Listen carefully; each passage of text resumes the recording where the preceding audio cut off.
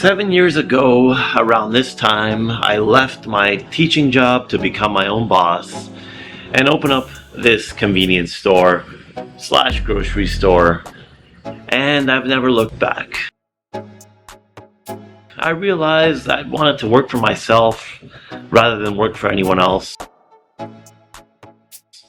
And I will do everything in my power to keep this dream going as long as the finances are there. And I noticed over the years on this channel and the offline world, a lot of people love discussing money and small business. That's what this channel is all about. That's what I built this channel on, and I'm very transparent with opening, growing, and owning a small business.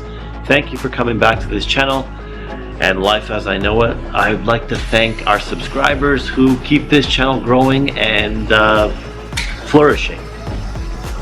And all my coolers just turned on. So now, yeah, let's move.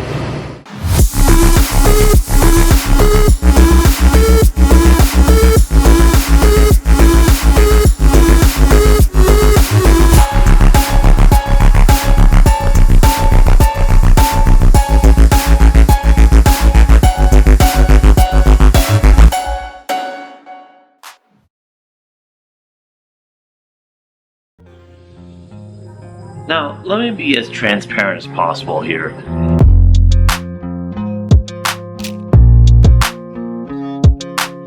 In a small business such as this, a cafe, a game store, a small retail store, it's not going to make you rich. It's not going to make you wealthy, and most likely you'll be making the same money as working a regular job. To be honest, after all the expenses and everything is paid and your employees are paid, a small store like this can provide you a comfortable living. If you manage it with your family, it will provide a better living. And there's some perks and tweaks with your taxes and having a cash business that are beneficial to when you own a small business. Mind you, the statistics will always tell you you start making real money at your second and third locations. Now, a small store like this, again, you might be happy. Less stress, less things to manage, a smaller salary. If you want to be on the bigger scheme of things, prepare to invest in a second location if you want to make any real money. Now, do not get me wrong. There's going to be that 1% of small businesses that truly take off and the owner truly becomes rich, because they've done something very different, or they're in a location that really popped off. Unfortunately, the other 99% of us, we're gonna have to work a little harder and grow our businesses a little slower, invest a little bit more money. But that's the name of the game, and this is never supposed to be easy. With that being said, if you'd like a free guide to help grow your small business and your digital marketing for that small business, I'll leave my direct email in the description. You can send me an email and I will personally reach out and see if I can help you build your small business. So then, without further ado, how much does this store truly make per day?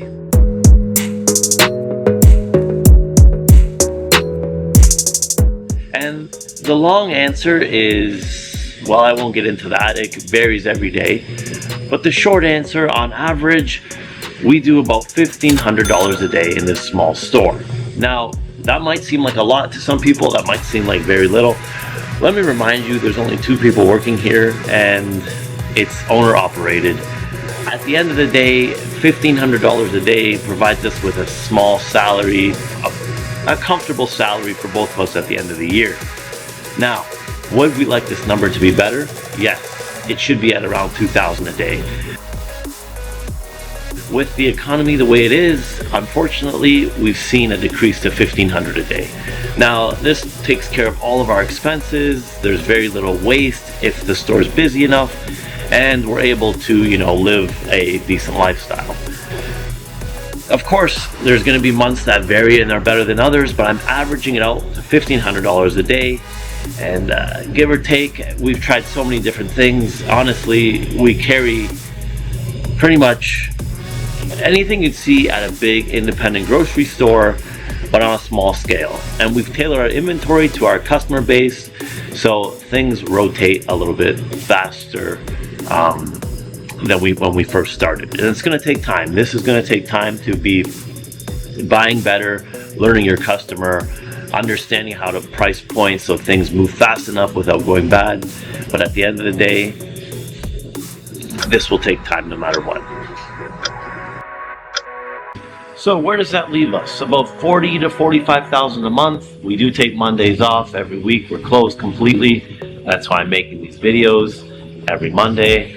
And at the end of the year, you're averaging about 450 to $500,000 a year, I would say.